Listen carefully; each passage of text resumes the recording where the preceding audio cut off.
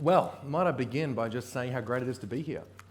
And I say that because we're here with a very diverse group of people, and I think there's one thing that connects us all, and from what I can gather at least, that's this idea that everybody's here because in some way, I guess, we're trying to make the world a slightly better place.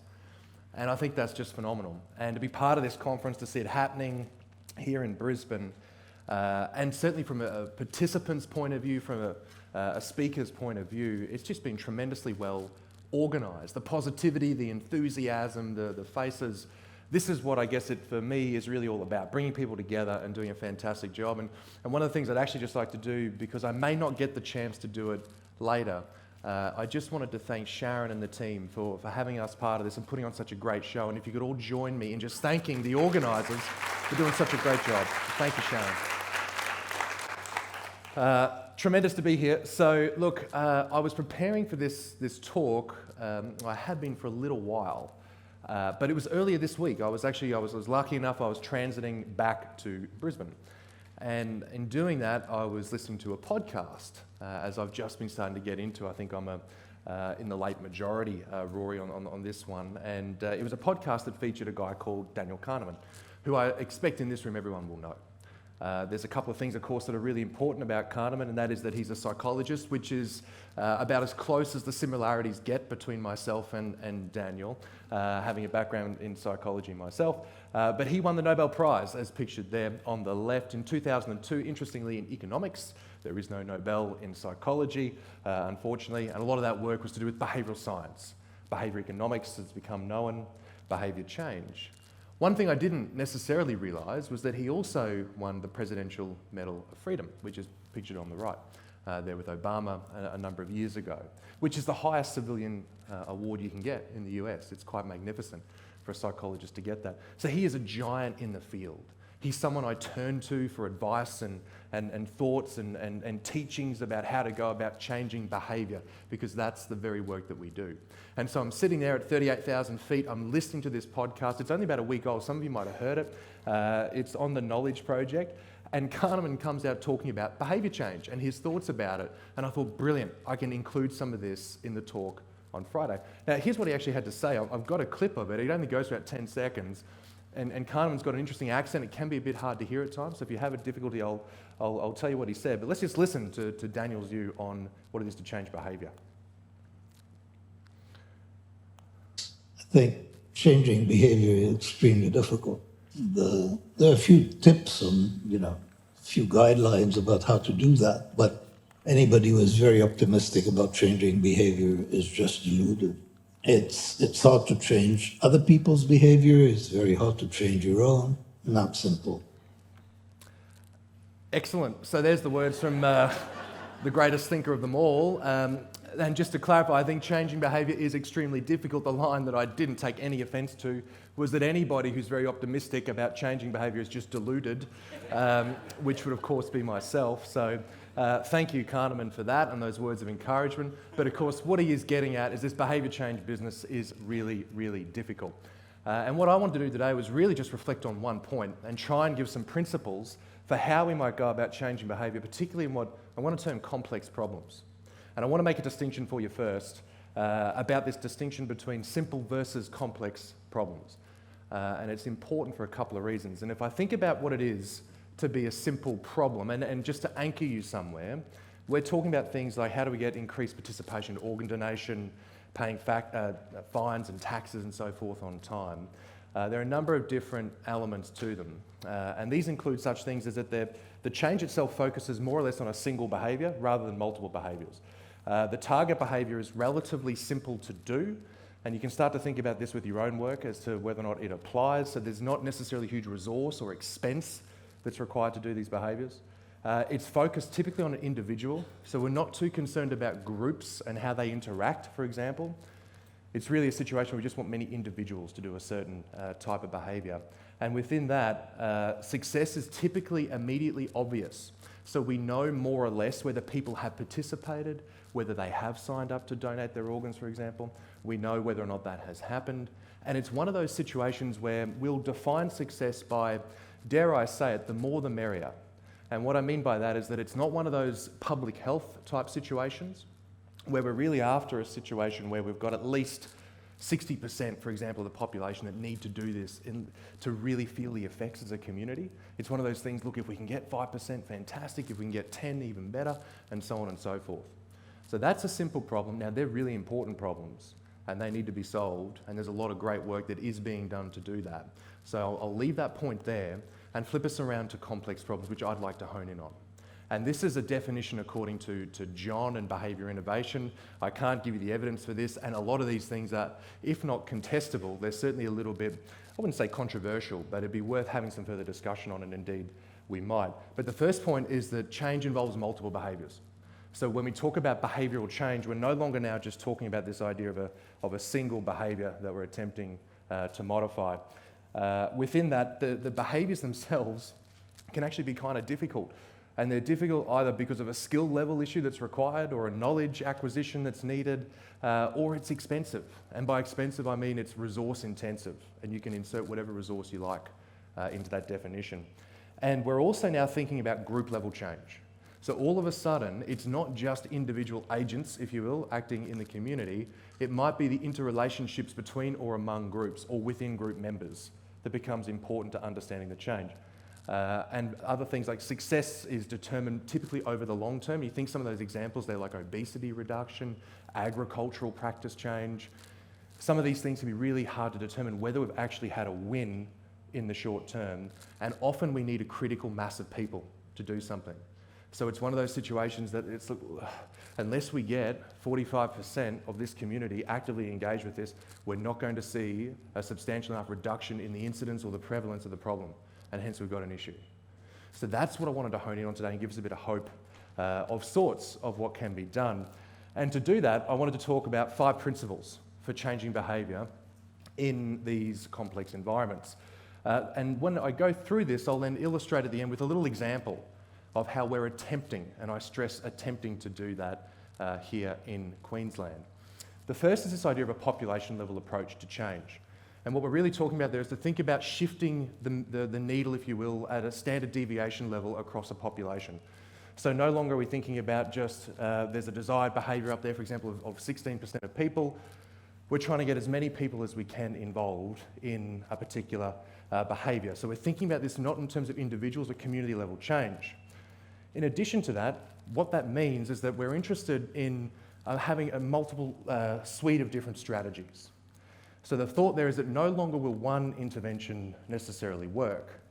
The thought is that we're going to need a multi-level system of interventions. And so, for example, you might want at level 1, you want industry-wide light touch, easily accessible, universal access type interventions. Level 2 is we can have more targeted interventions right through to level 3, where we get through to, these are more intensive, you might call it, programs for people that have a more narrow reach. Forgive me, my voice is still playing up a little bit from my jet lag and my flight, but I'm getting on with it. So that's a bit of a concept there behind the idea of focusing on a population level approach. The second idea here, which is actually really important as well, is this idea of self-regulation is critical. Now look, one of the things that behavioural science practitioners like myself are actually really interested in is this idea of how do we actually build change that lasts? How do we sustain change from within a population? And what we would contend, and it's the work of someone like Behaviour many years ago who talked about this, that what we actually need to do is build in self-regulation across a community. And what he was talking about there is this idea of the capacity to exercise control over one's thought processes, their motivation, their affect, and their action. So how do you deliver change from within? And this idea that the capacity to bring about and sustain change from within is actually one of the most important elements to activating change at a population level. We cannot impose change on a population, on a community of people. We have to find means and methods of bringing it about from within. And there's a few ideas that support that as well. And it was Lewin who talked about this idea of focusing on restraining forces.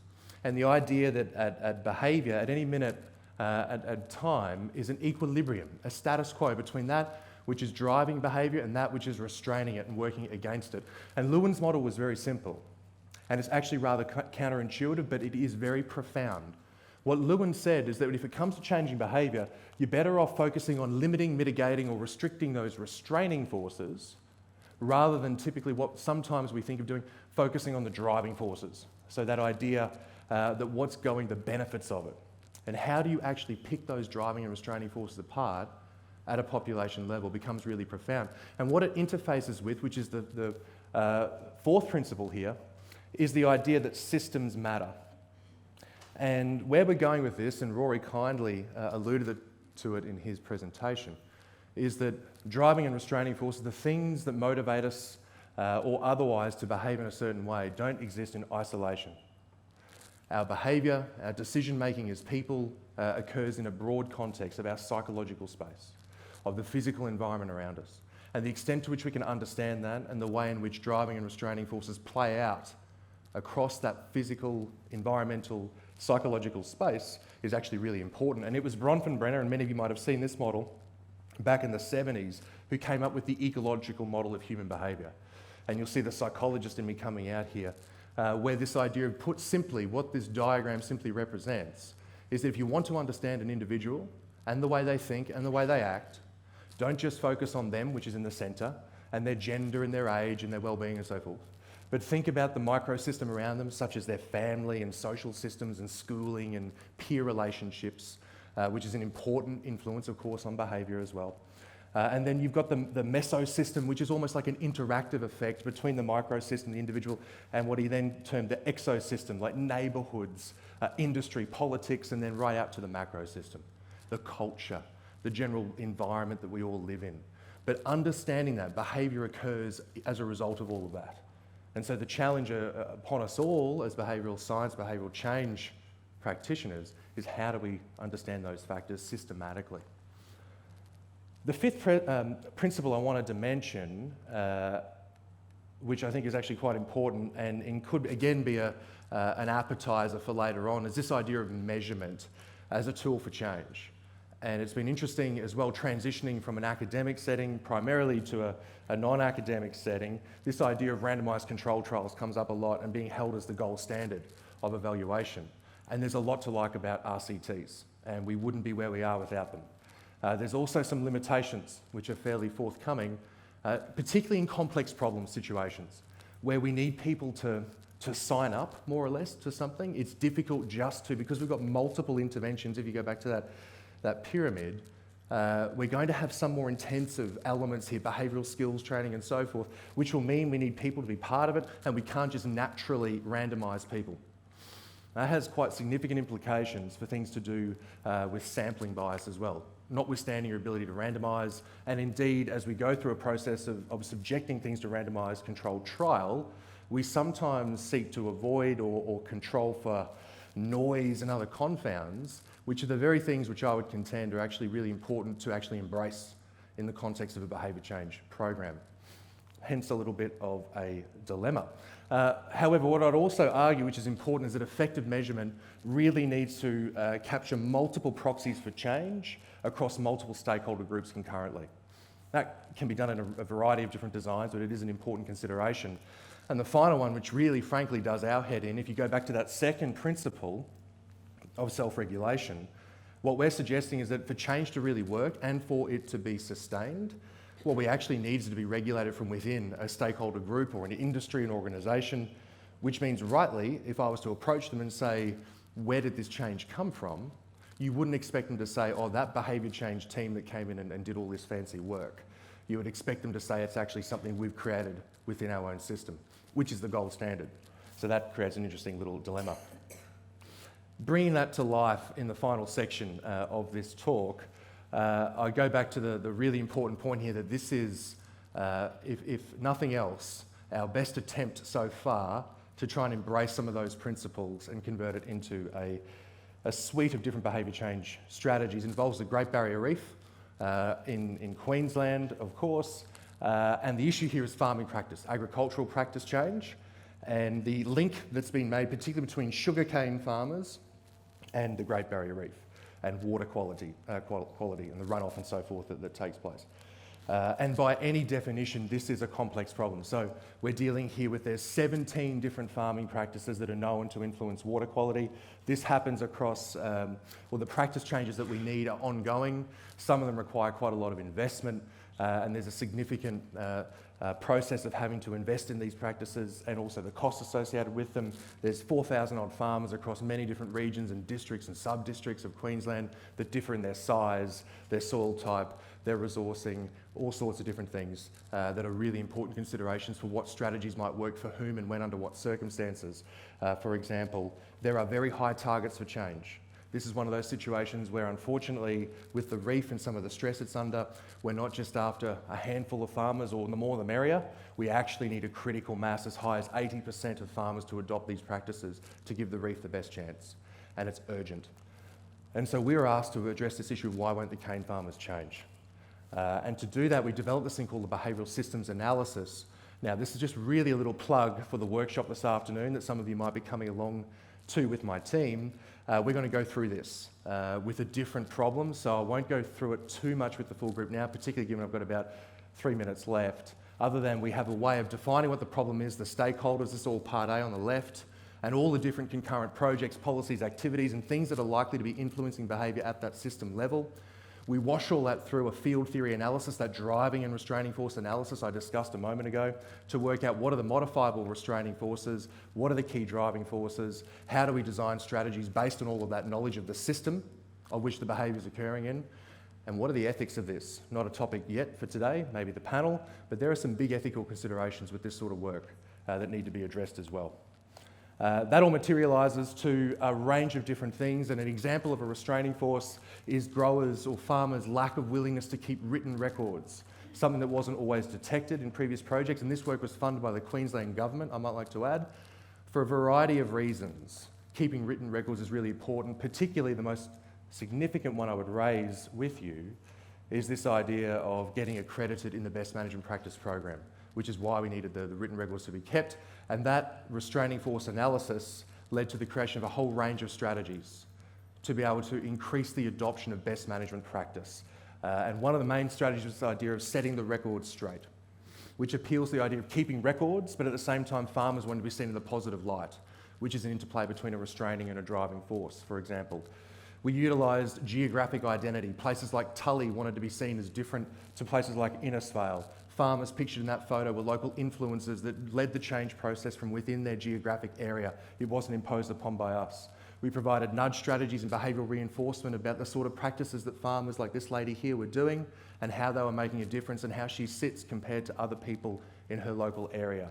We retrain cognitions and behavioural skills, and these are farmer leaders in Cairns, about, I think you might be able to see on the screen, understanding why we think and feel the way we do, and understanding people's attributions to their processes and how they lead change in a particular area, and even got ministers involved signing behavioural contracts about how they'll engage differently with farmers, so changes for everybody.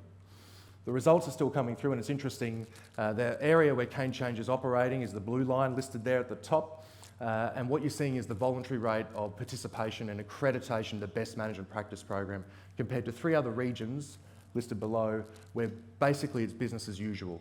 There are some confounds to that need careful consideration, and by no means do we claim full credit for that rise in accreditation, but it's quite amazing what behavioural science potentially can do in complex settings. And so to conclude, I'd just like to say that I think change is possible, despite what Kahneman thinks. So thank you all very much, and I look forward to continuing the discussion.